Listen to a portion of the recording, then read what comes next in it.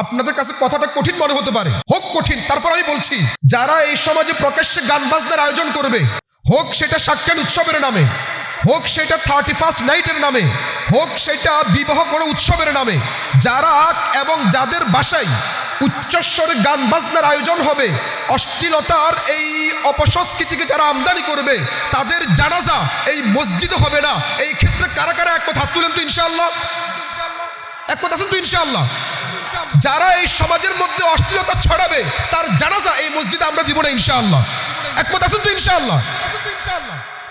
আমরা আমাদের অবস্থান থেকে সর্বোচ্চ চেষ্টা করব। ফিরে আসেন ভাই, ফিরে আসেন। এখন হয়তো বা আমাকে অনেকে ঘৃণা করতেছেন, হক কথা তিতা লাগে, এটা স্বাভাবিক। অনেকে আমার ঘৃণা করেন এখন হক কথা বলার কারণে, কিন্তু কিয়ামতের ময়দানে দেখবেন আমি আপনাদের প্রিয় বন্ধু হব। বুখারী শরীফের মধ্যে হাদিস আসছে, বুখারী শরীফের 2444 নম্বর হাদিস। আমরা 2026-এর সূচনা লগ্নে, 2025-এর বিদায় লগ্নে, অল্প কয়েকদিনের মধ্যেই আমাদের থেকে 2025 বিদায় নিবে, 2026-এ আমরা প্রবেশ করব। একটা বৎসরের বিদায় এবং নতুন একটা বৎসরের সূচনা লগ্নে একজন মুমিনের চিন্তা চেতনা, আমল, কার্যক্রম কেমন হওয়া উচিত, সেটা নিয়েই আমরা সংক্ষিপ্ত পরিসরে আলোচনা করার চেষ্টা করব ইনশাআল্লাহ। একজন মুমিন তার জীবন থেকে যখন একটা বৎসর শেষ হয়ে যায়, তখন তার অন্তরটা থাকবে ভারাক্রান্ত। সে চিন্তা করবে, হায় আমার হায়াত থেকে একটা বৎসর শেষ হয়ে গেল।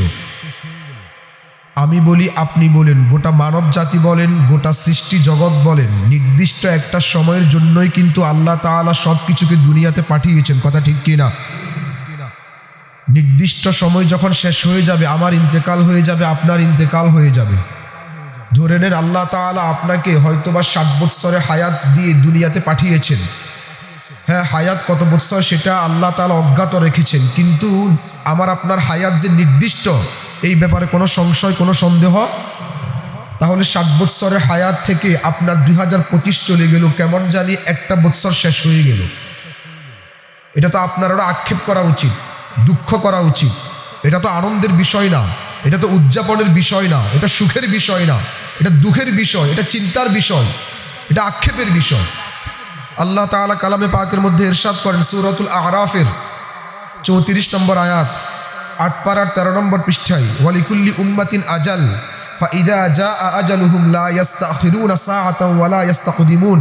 নিশ্চয় প্রত্যেকটা মানুষেরই নির্দিষ্ট একটা সময় রয়েছে, যখন এই সময়টা চলে আসবে, ওই সময় আসার সাথে সাথেই আল্লাহ তার জানটাকে নিয়ে নেবেন। 1 সেকেন্ড আগেও হবে না, 1 সেকেন্ড পরও হবে না। সুবহানাল্লাহ। তাহলে আমার হায়াত তো নির্দিষ্ট, সময়টা তো নির্দিষ্ট। এই যে নির্দিষ্ট সময় থেকে আমার একটা বৎসর চলে গেল, একজন মুমিন চিন্তা করবে, এই বৎসর আমি কি আমল করতে পারলাম। সে নিজে নিজের একটা মুহাসাবা, হিসাব নিবে। এটাই মুমিনের চরিত্র হওয়া উচিত ছিল। রাসূল সাল্লাল্লাহু আলাইহি ওয়াসাল্লাম ইরশাদ করেন, তিরমিজি শরীফের মধ্যে হাদিস আসছে, তিরমিজি শরীফের 4359 নম্বর হাদিস, রাসূল সাল্লাল্লাহু 2459 নম্বর হাদিস, তিরমিজি শরীফের 2459 নম্বর হাদিস। রাসূল সাল্লাল্লাহু আলাইহি ওয়াসাল্লাম বলেন, আল কাইয়িসু মান দানা নাফসাহু ওয়া আমিলা লিমা বাদাল মাউত। জ্ঞানী তো হচ্ছে ওরা, মান দানা নাফসাহ, যারা নিজের নফসের হিসাব করে। আমি কি পরিমাণ আমল করলাম 2025-এর জানুয়ারি থেকে 2025-এর ডিসেম্বর পর্যন্ত আমার আমল কেমন ছিল। নেকের পাল্লা কি বেশি ছিল আমলের ক্ষেত্রে, নাকি বদের পাল্লা, খারাপের পাল্লা বেশি ছিল। আল্লাহ আমার উপর রাজি খুশি থাকবেন এমন আমলগুলো বেশি করেছি, নাকি আল্লাহ আমার উপর অসন্তুষ্ট হয়ে যাবেন এমন আমল আমি বেশি করেছি। একটা হিসাব নেওয়া দরকার। আল কাইয়িস মান দানা নাফসা, জ্ঞানী তো হচ্ছে ওরা, বুদ্ধিমান তো হচ্ছে ওরা, যারা নিজের নফসের, নিজের আমলের হিসাব নিতে থাকে। হযরত ওমর ফারুক রাদিয়াল্লাহু তাআলা একটা কথা বলতেন,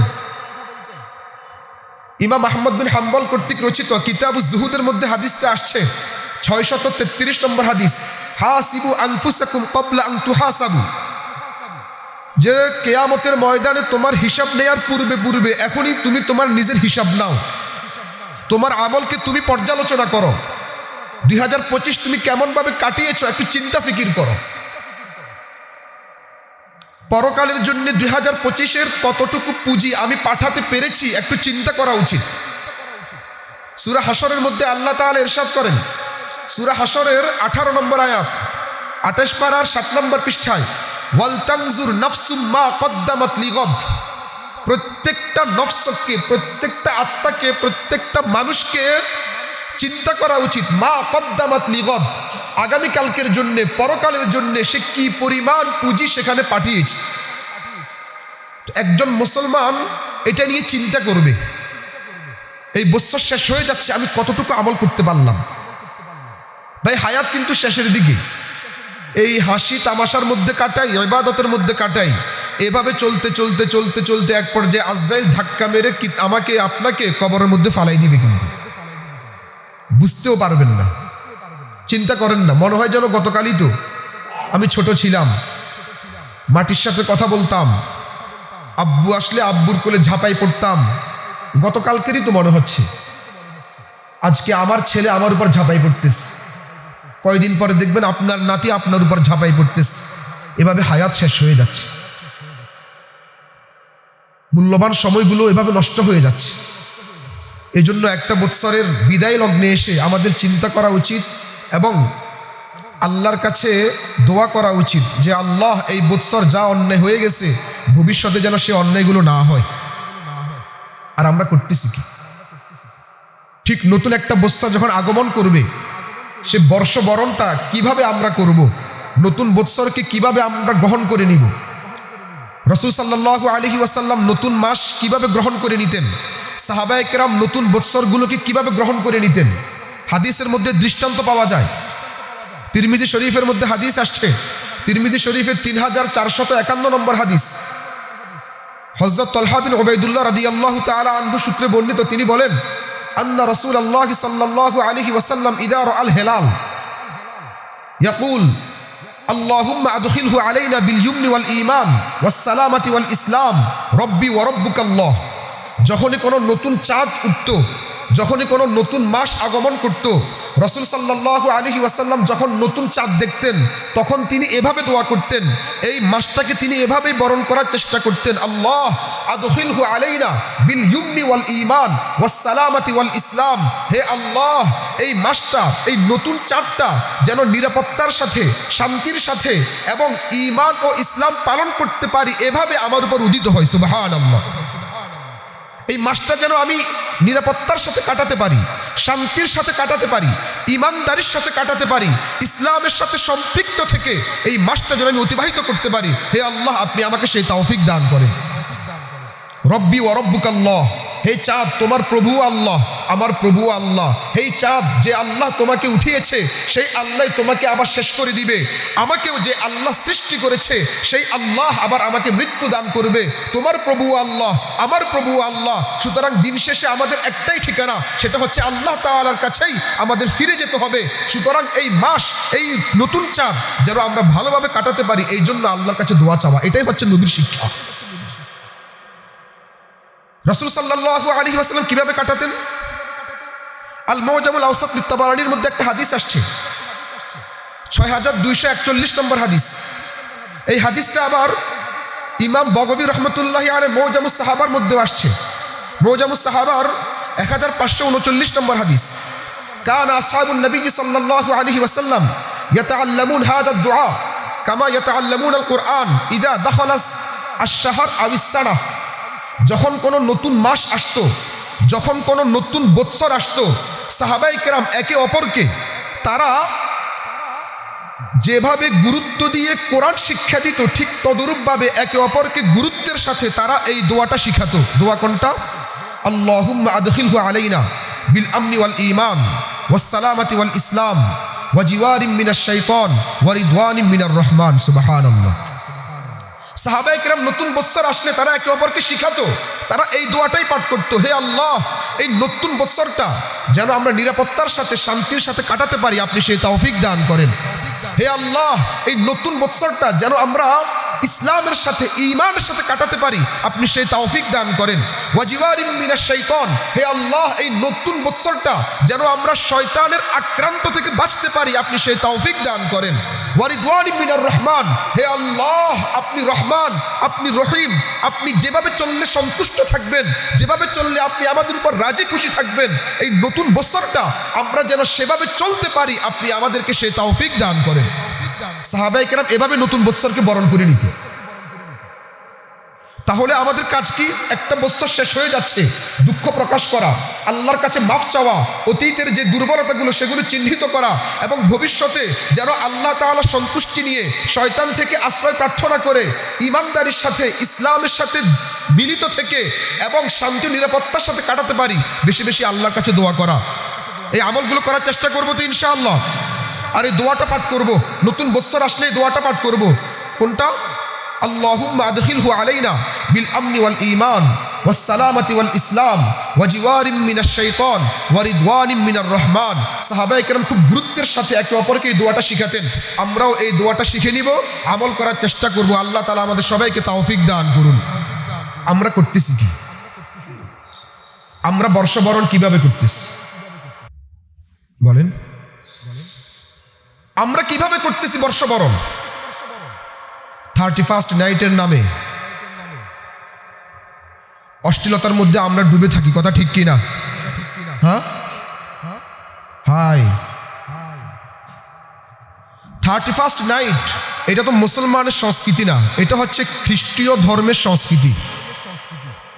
এটা কাদের ধর্মীয় সংস্কৃতি? খ্রিস্টান ধর্মের সংস্কৃতি 31st নাইট উদযাপন করা, মুসলমানের সংস্কৃতি না, এটা বিজাতিদের সংস্কৃতি। আর বিজাতিদের সংস্কৃতি মুসলমানদের গ্রহণ করা জায়েজ আছে নাকি? জোরে বলেন না, জায়েজ আছে নি? আল্লাহ তাআলা কালামে পাকের জায়গায় জায়গায় বলেছেন, সূরা নিসার 144 নম্বর আয়াত, 5 পারার 20 নম্বর পৃষ্ঠায়, ইয়া আইয়ুহাল্লাযীনা আমানু লা তাত্তাখিযুল কাফিরিন আউলিয়া মিন দুনিল মুমিনিন, মুমিন ছাড়া কাফেরদেরকে তোমরা বন্ধুরূপে গ্রহণ করিও না। শুধু তাদেরকে অন্তরঙ্গ বন্ধুরূপে গ্রহণ করা, এর নাম বন্ধুত্ব না। তাদের সভ্যতা, তাদের সংস্কৃতি, তাদের কৃষ্টি কালচার, তাদের আচার আচরণ, এগুলো গ্রহণ করা, এটাও তাদেরকে বন্ধুরূপে গ্রহণ করার নামান্তর। আল্লাহ তাআলা অন্যত্র ইরশাদ করেন সূরা মায়েদার 51 নম্বর আয়াত, 6 পারার 16 নম্বর পৃষ্ঠার শুরুতেই, ইয়া আইয়ুহাল্লাযীনা আমানু লা তাত্তাখিযুল ইয়াহুদা ওয়ান নাসারা আউলিয়া বা'দুহুম আউলিয়াউ বা'দ ওয়া মান ইয়াতাওয়াল্লাহুম মিনকুম ফাইন্নাহু মিনহুম। হে ঈমানদারগণ, খবরদার খবরদার, লা তাত্তাখিযুল ইয়াহুদা ওয়ান নাসারা আউলিয়া, ইহুদি খ্রিস্টানদেরকে তোমরা বন্ধুরূপে গ্রহণ করিও না। বা'দুহুম আউলিয়াউ বা'দ, তারা একে অপরের বন্ধু হতে পারে, তাদের সংস্কৃতি তারা পালন করবে। কোন মুসলমান ইহুদি খ্রিস্টানদের সংস্কৃতি পালন করতে পারে না। ওয়া মান ইয়াতাওয়াল্লাহুম মিনকুম ফাইন্নাহু মিনহুম, তোমরা মুসলমান দাবি করা সত্ত্বেও কেউ যদি ইহুদি খ্রিস্টানদের সাথে অন্তরঙ্গ বন্ধুত্ব এমন তাদের সংস্কৃতিকে তোমরা গ্রহণ করে নাও, ফাইন্নাহু মিনহুম, এই মুসলমান নামধারী সেও কেমন জানি ইহুদি খ্রিস্টান। ওয়া মান ইয়াতাওয়াল্লাহুম মিনকুম ফাইন্নাহু মিনহুম, যে তাদেরকে বন্ধুরূপে গ্রহণ করবে সেও কেমন জানি তাদেরই মতো। চিন্তা করেন। আবু দাউদ শরীফের মধ্যে হাদিস আসছে, আবু দাউদ শরীফের 4031 নম্বর হাদিস, রাসূল সাল্লাল্লাহু আলাইহি ওয়াসাল্লাম ইরশাদ করেন, মান তাশাব্বাহা বিকওমিন ফাহুয়া মিনহুম, যে জাতি সাদৃশ্যতা গ্রহণ করবে সে ওই জাতিরই অন্তর্ভুক্ত হবে। আমরা মুসলমান, আমাদের ইসলামের একটা সংস্কৃতি আছে না নাই? জোরে বলেন, আছে না নাই? আমরা মুসলমান, আমাদের কৃষ্টি কালচার ভিন্ন কৃষ্টি কালচার আল্লাহ এবং আল্লাহর রাসূল দিয়েছেন কি দেন নাই? আল্লাহর রাসূল এবং আল্লাহ তাআলা মুসলমানদের জন্য আলাদা অনুষ্ঠান ব্যবস্থা করেছেন কি করেন নাই? তাহলে আপনি কেন ইহুদি খ্রিস্টানদের সংস্কৃতি গ্রহণ করবেন? মান তাশাব্বাহা বিকওমিন ফাহুয়া মিনহুম, যে জাতির সাদৃশ্যতা গ্রহণ করবে সে কেমন জানি সে জাতিরই অন্তর্ভুক্ত গণ্য হবে। আজকে ইহুদি খ্রিস্টানরা আমাদের উপর বিভিন্ন কালচারাল আগ্রাসন চালাচ্ছে, সাংস্কৃতিক আগ্রাসন চাপিয়ে দিচ্ছে।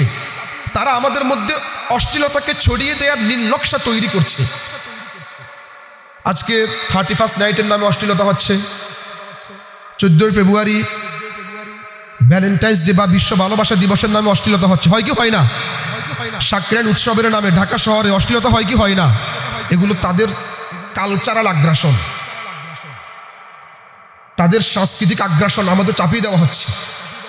সালাউদ্দিন আইয়ুবী রহমতুল্লাহ আলাইহি একটা কথা বলেছিলেন, যুদ্ধ ছাড়া যদি কোনো জাতিকে পরাজিত করতে চাও যুদ্ধ ছাড়া যদি কোনো জাতিকে তোমরা পরাজিত করতে চাও, তাদের যুবকদের মাঝে অশ্লীলতাকে তোমরা ছড়িয়ে দাও, অটোমেটিকলি তারা পরাজিত হয়ে যাবে। আজকে এই মুসলমান ইসলামের যুবকরা ডুবে যাচ্ছে অশ্লীলতার মধ্যে। এই জন্য তো ইসলাম ও মুসলমানদের এই দুরবস্থা, কথা ঠিক কি না? অশ্লীলতার ভরপুর আজকে আমাদের সমাজ। সালাউদ্দিন আইয়ুবী এই কথাটা নিজের থেকে বলেন নাই, এটাও কোরআনেরই কথা। আল্লাহ তাআলা ইরশাদ করেন সূরা লুকমানের 6 এবং 7 নম্বর আয়াত, 22 পারার 10 নম্বর পৃষ্ঠায়, ওয়া মিনান নাসি মান ইয়াশতারি লাহওয়াল হাদিস লিয়ুদিল্লা আন সাবিলিল্লাহি বিগাইরি ইলমিন ওয়া ইয়াত্তাখিযুহা হুজওয়া উলাইকা লাহুম আযাবুম মুহিন ওয়া ইযা তুতলা আলাইহি আয়াতুনা ওয়াল্লা মুস্তাকবিরান কাআল্লাম ইয়াসমা'হা কাআন্না ফি উযুনাইহি ওয়াকরা। মানুষের মধ্যে কিছু জাহেল অজ্ঞ এমন রয়েছে যারা লাহওয়াল হাদিস ক্রয় করে। লাহওয়াল হাদিস কি? গান বাজনা, নর্তকী, অশ্লীল ভিডিও সব, যারা এগুলো ক্রয় করে। সুতরাং যারা অশ্লীল ভিডিও দেখার জন্য মোবাইল ক্রয় করে তারাও এর অন্তর্ভুক্ত, যারা অশ্লীল ভিডিও দেখার জন্য এমবি ক্রয় করে তারাও এর অন্তর্ভুক্ত, যারা অজ্ঞাতসারে এই সমস্ত মানুষকে দিন থেকে গাফেল করে এমন লাহওয়াল হাদিস যারা ক্রয় করবে, আল্লাহ বলেন ওয়া ইযা তুতলা আলাইহি আয়াতুনা, তারা অশ্লীলতার মধ্যে জড়িয়ে পড়ার কারণে অন্তরটা এমন হয়ে যাবে, যখন তাদের উপর কোরআন তেলাওয়াত করা হবে, তাদেরকে যখন নসিহত করা হবে, ওয়া ইযা তুতলা আলাইহি আয়াতুনা ওয়াল্লা মুস্তাকবিরা, তারা তখন অহংকার করে দূরে সরে যাবে, কোরআনের কথা তারা নিবে না। এজন্য দেখবেন হাজারো মাহফিলে ওলামায়ে কেরাম অশ্লীলতার বিরুদ্ধে কথা বলতেছে কি বলতেছে না? এই মিম্বর থেকে বলা হচ্ছে কি হচ্ছে না? তারা এটাকে কোনো গুরুত্বই দিচ্ছে না। এটা ওই যে তাদের অন্তর নষ্ট হয়ে গেছে। কাআন্না ফি উযুনাইহি ওয়াকরা, কেমন জানি তাদের কানের মধ্যে পর্দা পড়ে গেছে। কারণ গান শুনলে অন্তরে নেফাক তৈরি হয়, যে অশ্লীলতার মধ্যে যাবে তার অন্তরটা কেমন যেন নষ্ট হয়ে যায়। এটা হেদায়েতের নূর ওই অন্তর সহজে গ্রহণ করে না। আল গিনা ইউনবিতুন নিফাক ফিল কলবি, আবু দাউদ শরীফের মধ্যে হাদিস আসছে, আবু দাউদ শরীফের 4927 নম্বর হাদিস, আল গিনা ইউনবিতুন নিফাক ফিল কলব, এই গান বাজনা মানুষের অন্তরে নেফাক তৈরি করে দেয়। তিরমিজি শরীফের মধ্যে হাদিস আসছে, তিরমিজি শরীফের 3334 নম্বর হাদিস, ইন্নাল আবদা ইযা আখতা খতিআতান নুকতাতুন সাউদা, বান্দা যখন কোনো গুনাহ করে ফেলে তো বান্দার অন্তরের মধ্যে একটা কালো দাগ পড়ে যায়। ইযা আখতা খতিআতান, তার অন্তর তখন কি হয়ে যায়? একটা কালো দাগ পড়ে যায়।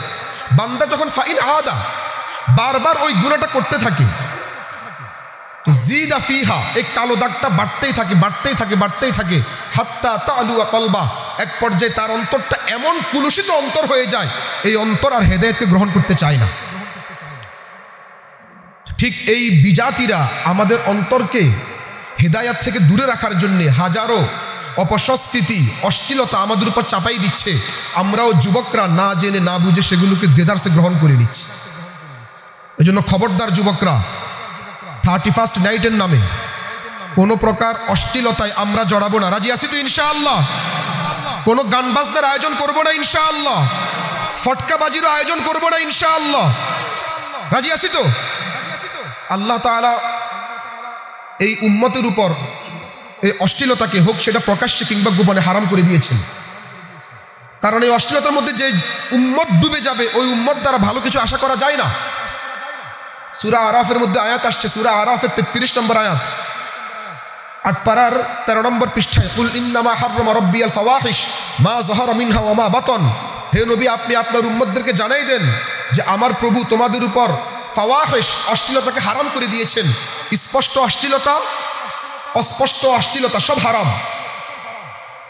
তিরমিজির মধ্যে হাদিস আসছে, তিরমিজি শরীফের 2009 নম্বর হাদিস, আল বাদাউ ফিন্নার, আল বাদাউ ফিল জাফা ওয়াল জাফাউ ফিন্নার, যারা অশ্লীলতার মধ্যে জড়িয়ে যাবে ফিন্নার, সে জাহান্নামে যাবে। সে কোথায় যাবে? জোরে বলেন না, কোথায় যাবে?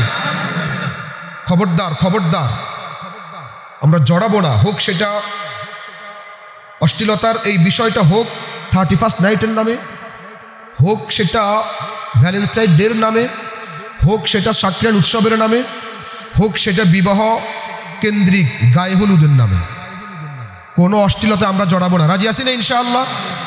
উচ্চস্বরে কোনো গান বাজনার আয়োজন আমরা করবো না। রাজি আছি তো ইনশাআল্লাহ?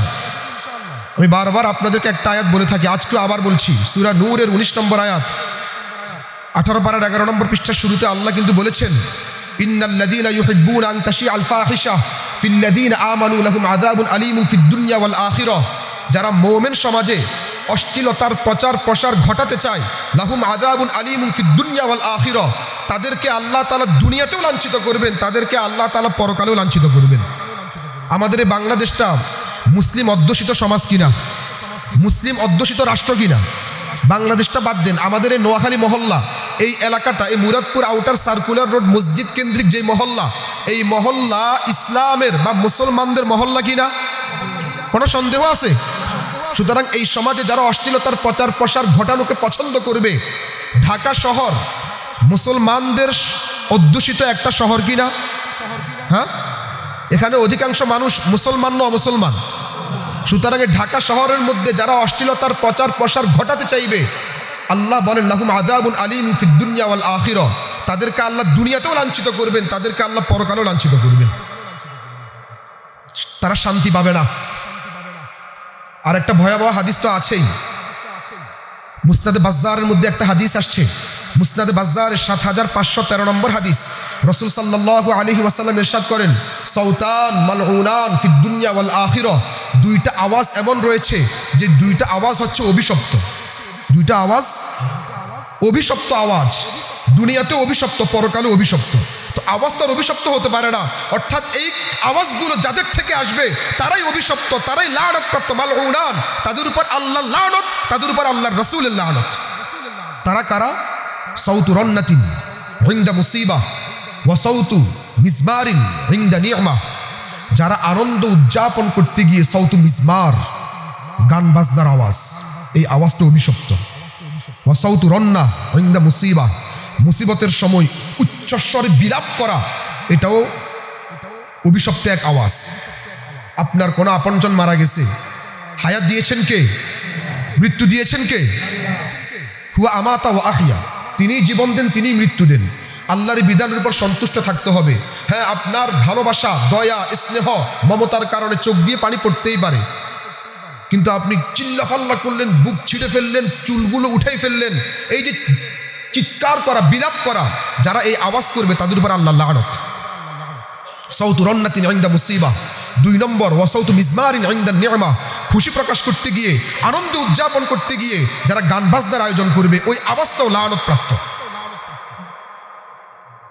যার উপর আল্লাহ লানত পড়ে সে আল্লাহর রহমত থেকে অনেক দূরে সরে যায়। এটা মনে রাখবেন, এটা মনে রাখবেন ভাই। আমি আগেও বলেছি, এখনো বলছি, আজকে আমাদের দাম্পত্য জীবন সুখময় না। দাম্পত্য জীবনে হাজারো অশান্তি। তার অন্যতম একটা কারণ, দাম্পত্য জীবনের সূচনা লগ্নেই, শুরুতেই আমরা আল্লাহ তাআলার লানতের ভাগীদার হয়ে যাই। কথা ঠিক কি না? গান বাজনা করে, ডিজে পার্টি করে, মহল্লার সবাইকে কষ্ট দিয়ে দাম্পত্য জীবন শুরু করবেন, সেখানে আপনার সুখ আসবে? এত সহজ? মানুষকে কষ্ট দিবেন। ওয়াল্লাযীনা ইউযুনাল মুমিনিনা ওয়াল মুমিনাত বিগাইরি মাকতাসাবু ফাকাদ ইহতামালু বুহতানা ওয়া ইসমান মুবিনা। সূরা আহজাবের 58 নম্বর আয়াত, 22 পারার 5 নম্বর পৃষ্ঠা আল্লাহ কি বলেন?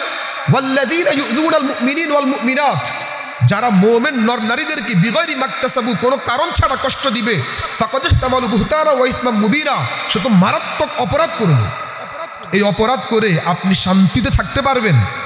জনগণকে কষ্ট দিয়ে, সমাজের মানুষকে কষ্ট দিয়ে, তাদের ঘুম নষ্ট করে, হারাম কাজ, এই আওয়াজ তাদেরকে শুনিয়ে বাধ্য করে তাদেরকে যখন আপনি শুনালেন, আবার আপনি রহমতের আশা করেন, এই দাম্পত্য জীবন সুখের হবে?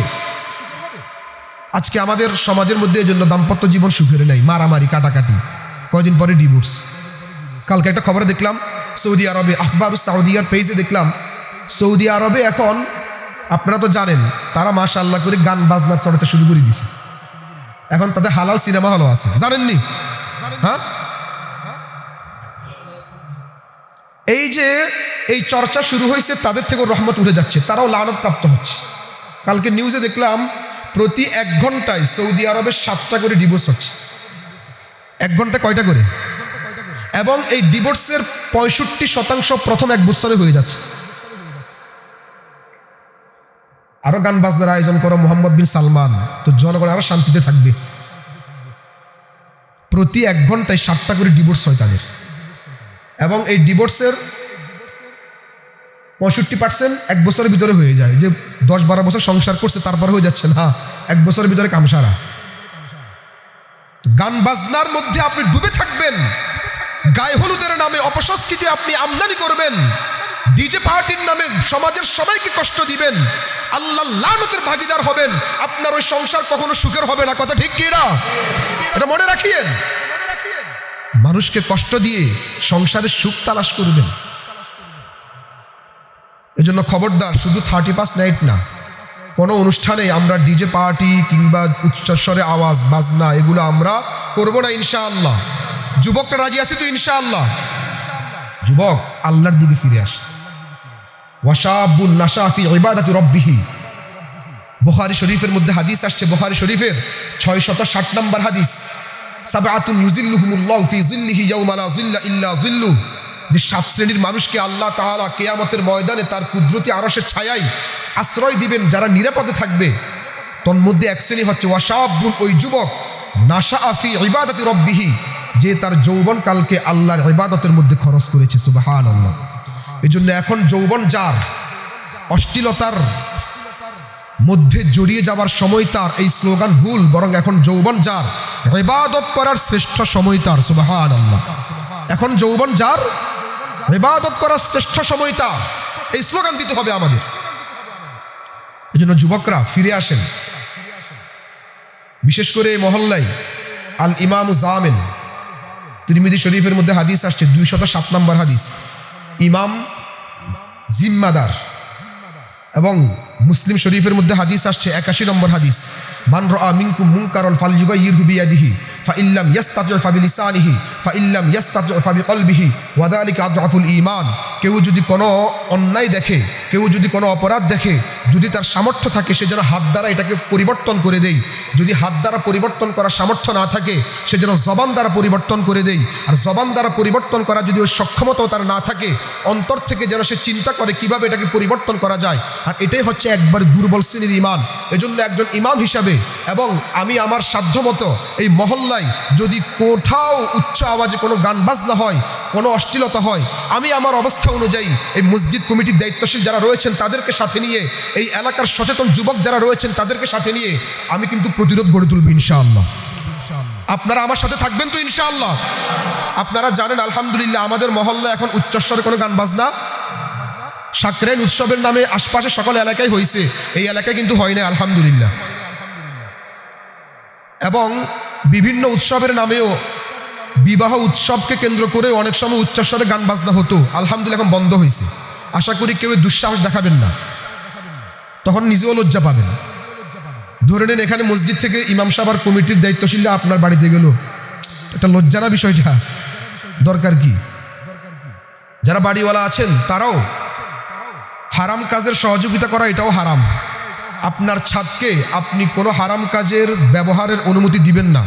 বাড়িওয়ালা রাজি আছেন তো ইনশাআল্লাহ? নয় কিন্তু ভয়াবহ অবস্থা হবে, লজ্জাও পাবেন। আর যেহেতু আপনি সমাজের সিদ্ধান্তকে মানছেন না, তো আপনার প্রতি অনুরোধ থাকবে মরার আগে আপনি ওসিয়ত করে যাই, নসিহত করে যাই যে এই আমার লাশটা এই মসজিদে নিস না, অন্য মসজিদে দাফন করিস। যারা আপনাদের কাছে কথাটা কঠিন মনে হতে পারে, হোক কঠিন, তারপর আমি বলছি, যারা এই সমাজে প্রকাশ্যে গান বাজনার আয়োজন করবে, হোক সেটা সাকরাইন উৎসবের নামে, হোক সেটা 31 নাইটের নামে, হোক সেটা বিবাহ কোনো উৎসবের নামে, যারা এবং যাদের বাসায় উচ্চস্বরে গান বাজনার আয়োজন হবে, অশ্লীলতার এই অপসংস্কৃতিকে যারা আমদানি করবে, তাদের জানাজা এই মসজিদে হবে না। এই ক্ষেত্রে কারা কারা এক কথা হাত তুলেন তো ইনশাআল্লাহ? এক কথা আছেন তো ইনশাআল্লাহ? যারা এই সমাজের মধ্যে অশ্লীলতা ছড়াবে তার জানাজা এই মসজিদে আমরা দিব না ইনশাআল্লাহ। এক কথা আছেন তো ইনশাআল্লাহ? আমরা আমাদের অবস্থান থেকে সর্বোচ্চ চেষ্টা করব। ফিরে আসেন ভাই, ফিরে আসেন। এখন আফসোস, এখন হয়তো বা আমাকে অনেকে ঘৃণা করতেছেন, হক কথা তিতা লাগে, এটা স্বাভাবিক। অনেকে আমার ঘৃণা করেন এখন হক কথা বলার কারণে, কিন্তু কিয়ামতের ময়দানে দেখবেন আমি আপনাদের প্রিয় বন্ধু হব।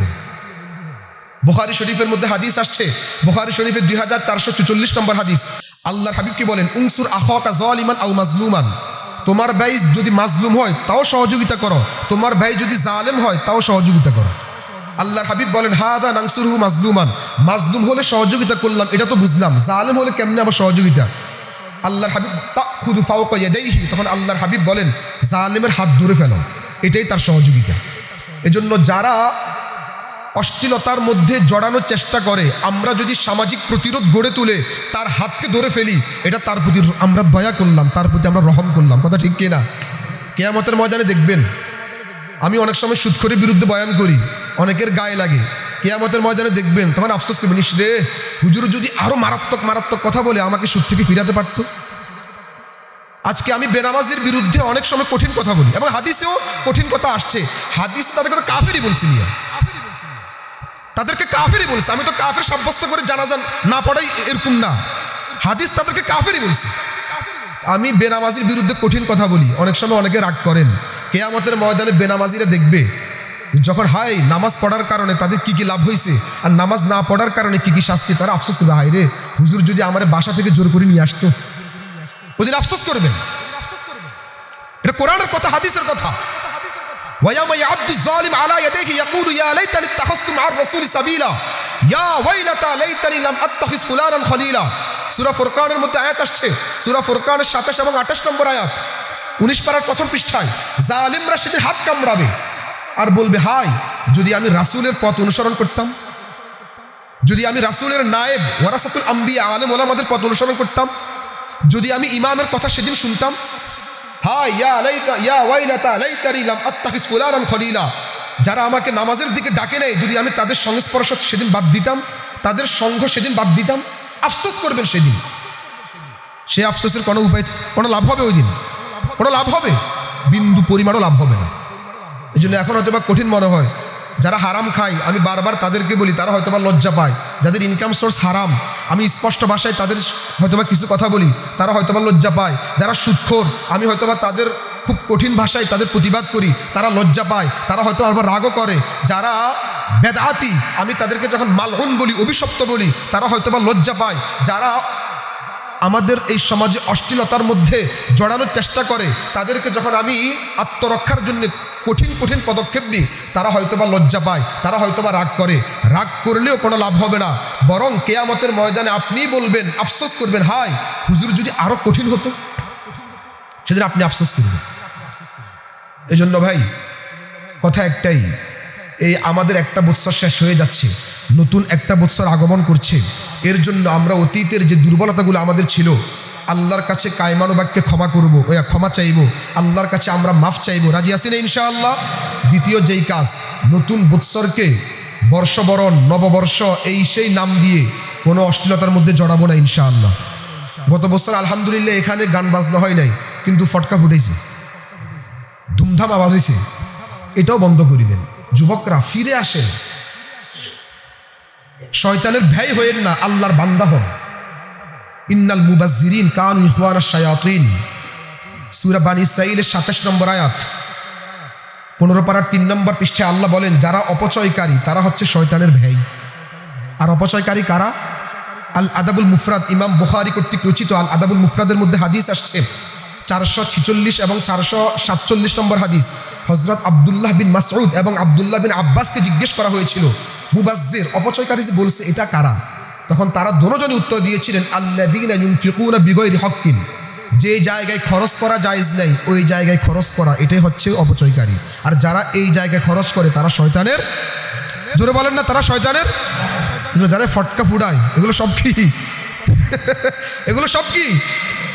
আর বলবে না, হাই হাই।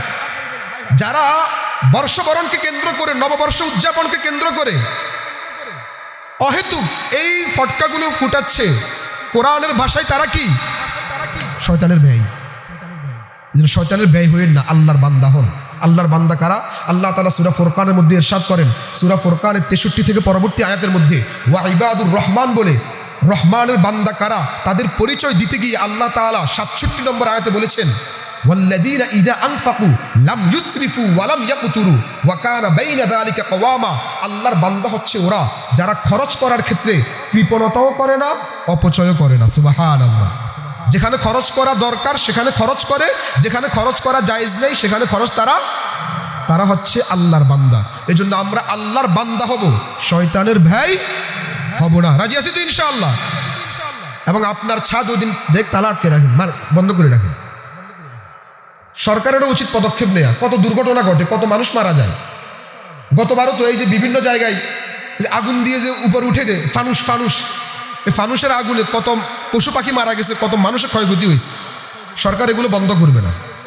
যে সরকারই আসুক, সরকার বন্ধ করবে ইসলামিক বিভিন্ন কার্যক্রম। হ্যাঁ, যেই যায় লঙ্কায় সেই হয় হনুমান, কাকে ছেড়ি কাকে বলি সকলে সমান। বুঝাতে পারছি? যেই যায় লঙ্কায়, দেখবেন 17 বছর মাজলুম ছিল, আল্লাহ মাফ করুক, হয়তো বা 2 মাস পরে হেরে আবার জালেম হয়ে যাবে। 17 বছর কি ছিল? 17 বছর পরে দেশে আসছে। সুতরাং আমরা আশাবাদী, যেই জুলুমের কারণে, যেই জালেমদের কারণে উনি থাকতে পারে নাই, উনি যেন সেখান থেকে শিক্ষা গ্রহণ করে। উনি যেভাবে এই মাতৃভূমিকে ছেড়ে দেওয়ার কারণে কষ্ট অনুভব করছে, ভবিষ্যতে যেন কোনো মানুষ, এই দেশের কোনো জনগণ এমন কষ্ট না পায়, এজন্য ওনার চূড়ান্ত পদক্ষেপ নেওয়া দরকার। কথা ঠিক কিনা? উনি মাজলুম ছিলেন, সুতরাং যেন নতুন করে উনি আর জালেম না হয়। আমরা আল্লাহর কাছে বেশি বেশি দোয়া করব ইনশাআল্লাহ। উনার এই আশাটা যেন দেশের, মানবতার, ইসলামের সর্বক্ষেত্রে কল্যাণকর হয়, এজন্য আমরা বেশি বেশি দোয়া করব ইনশাআল্লাহ। যেই যায় লঙ্কায় সেই হয় হনুমান, কাকে ছেড়ে কাকে বলি সকলে সমান, এমন যেন না হয়। আল্লাহ তাআলা আমাদের সবাইকে বুঝার তৌফিক দান করুন। আল্লাহ তাআলা আমাদের সবাইকে 31st নাইট কিংবা অন্য কোনো অনুষ্ঠানকে কেন্দ্র করে অশ্লীলতার মধ্যে জড়িয়ে যাওয়া থেকে হেফাজত করুন। সকল প্রকার অশ্লীলতা এবং গুনাহের কাজ পরিহার করার তৌফিক দান করুন। আমরা যারা সুন্নত পড়ি না সুন্নত করি।